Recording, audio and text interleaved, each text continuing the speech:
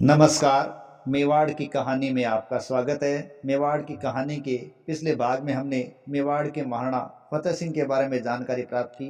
हमने देखा कि मेवाड़ के महाराणा फतेह सिंह 1884 से 1921 ईस्वी तक शासन करते हैं। देखिए, ये 1921 को सत्ता अपने पुत्र भोपाल सिंह को सौंप देते हैं। हालांकि इनकी मृत्यु 1930 मई में होती है और इनके तत्पश्चात इनके पुत्र हैं वो भोपाल सिंह शासक बनते हैं। तो आज की मेवाड़ की कहानी में इनके पुत्र मेवाड़ के महाराणा बने भोपाल सिंह की ही गाथा जानी जाएगी। देखिए, मेवाड़ के महाराणा भोपाल सिंह का जन्म 22 फरवरी 1884 को हुआ था और इनके पिता महाराणा फतेह सिंह थे और इनकी माता महारानी बख्तावर कंवर थी। ध्यान रहे, मेवाड़ के महाराणा फतेह सिंह ने 2 विवाह किए थे क्योंकि वो बहुविवाह के पक्षधर नहीं थे और फूल कंवर उनकी पहली पत्नी थी और उसकी मृत्यु के पश्चात उसने दूसरी शादी की थी और दूसरी पत्नी का नाम बख्तावर कंवर था और उन्हीं बख्तावर कंवर के पुत्र थे भोपाल सिंह। ध्यान रहे, बख्तावर कंवर एक चावड़ी राजकुमारी थी क्योंकि उस समय चावड़ा राजपूतों के भी रियासतें थी। चावड़ी राजकुमारी कल्लड़वास के राजा कोल सिंह जी की पुत्री थी। बात 1900 ईस्वी की है। 1900 ईस्वी में 16 वर्ष की आयु में ही भोपाल सिंह को रीढ़ की बीमारी हो गई थी, या यूं कहे एक प्रकार से कमर से नीचे इनको लकवा मार गया था। तो ये भयंकर बीमारी हुई थी जिसका असर पैरों पर था। चलना फिरना भी इनका बंद हो गया था, लेकिन 2 साल के अथक लगातार इलाज से कुछ फायदा हुआ, लेकिन फिर भी एक पैर इस शासक का कमजोर ही रह गया।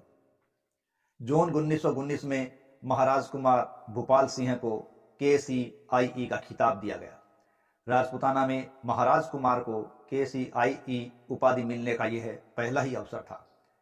28 जुलाई 1921 ईस्वी को जब फतेह सिंह को यह लगा कि उसके शासनकाल से लोगों में असंतोष है, मेरा शासनकाल शायद ठीक नहीं है, ये सोचकर फतेह सिंह ने अपने राज्य का कार्यभार भोपाल सिंह को सौंप दिया और कुछ खास कार्य ही अपने पास रखे। 36 वर्षीय महाराज कुमार भोपाल सिंह को जब यह शासन प्राप्त हुआ तो वो इस प्रकार अगस्त 1921 में शासक बनते ही सुधार पर लागू हो गए और उन्होंने किसानों की तकलीफें मिटाने का भरसक प्रयास किया।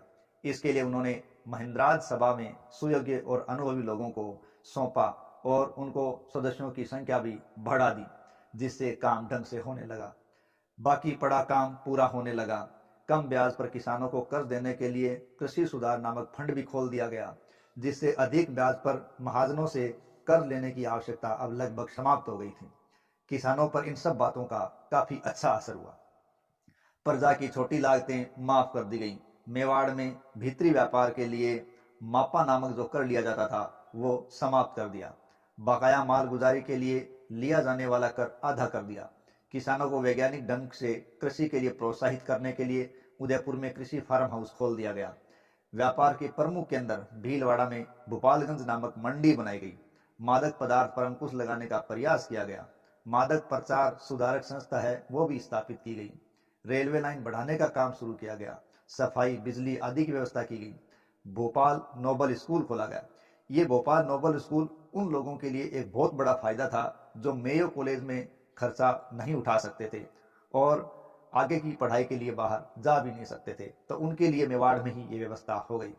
भोपाल नोबल स्कूल आज BN कॉलेज के नाम से उदयपुर का प्रसिद्ध कॉलेज है। अध्यापकों की भर्ती भी की गई। 3 प्राइमरी कन्या स्कूल भी खोले गए। नाबालिगों और कर्जदार जागीरदारों की जागीरों के समुचित प्रबंध करने के लिए एक शिशु हितकारिणी सभा का गठन भी इन्होंने कर दिया।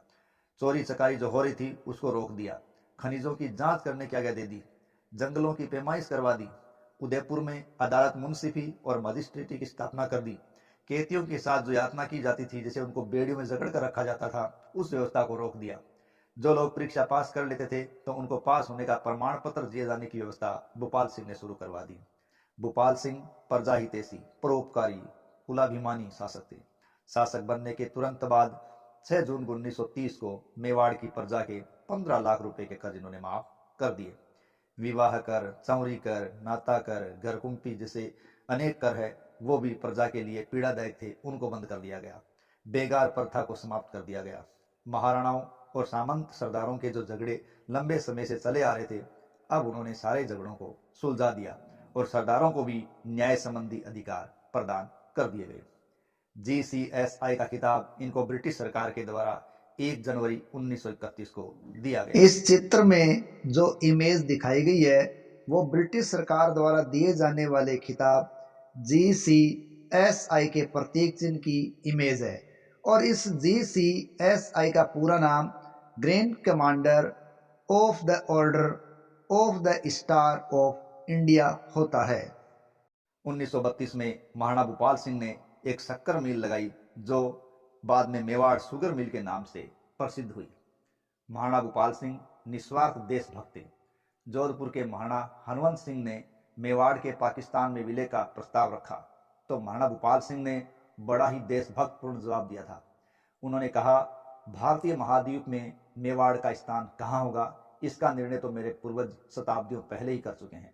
यदि वे देश से गद्दारी करते तो मुझे भी हैदराबाद जैसी बड़ी रियासत विरासत में मिलती, परंतु न तो मेरे पूर्वजों ने ऐसा किया और ना ही मैं ऐसा कभी करूंगा।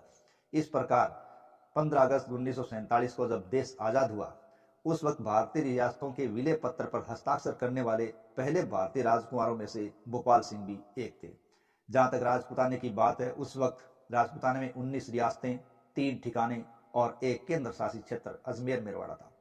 सरदार वल्लभ भाई पटेल के नेतृत्व में देश में एकीकरण की प्रक्रिया चली। राजस्थान का एकीकरण 7 चरणों में पूरा हुआ था। 18 अप्रैल 1948 को जब तीसरा चरण हुआ, उस तीसरे चरण में मेवाड़ राजस्थान में शामिल हो गया और जिससे संयुक्त राजस्थान का निर्माण हुआ। महाराणा भूपाल सिंह को इस संयुक्त राजस्थान का राज प्रमुख बना दिया गया। 14 जनवरी 1949 को सरदार पटेल महाराणा भूपाल सिंह के पास उदयपुर पधारे, दोनों की बातचीत हुई।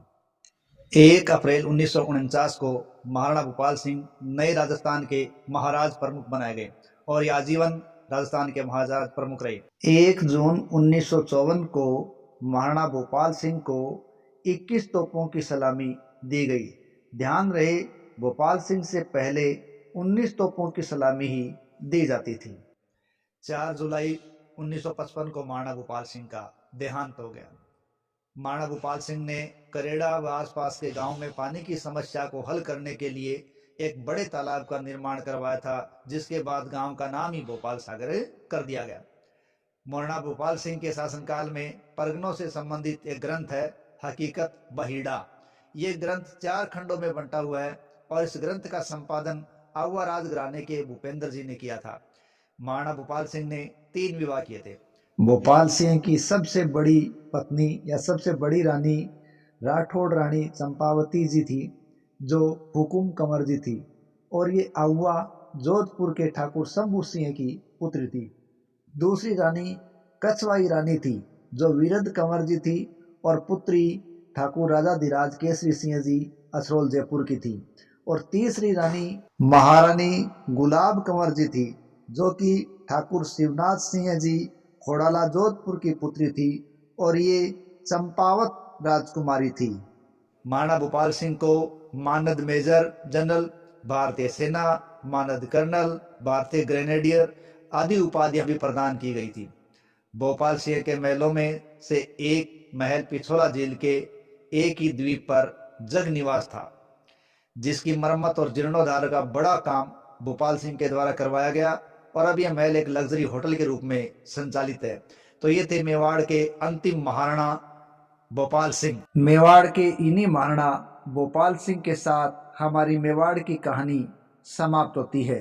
आशा है आपको मेवाड़ की कहानी पसंद आई होगी। यदि हमारी कहानी आपको पसंद आई है तो प्लीज़ चैनल को सब्सक्राइब करें, वीडियो को लाइक करें, कमेंट करें और आगे से आगे शेयर करें। तो मिलते हैं आगे किसी अन्य क्षेत्र की गाथा के साथ। तब तक के लिए जय हिंद, जय भारत।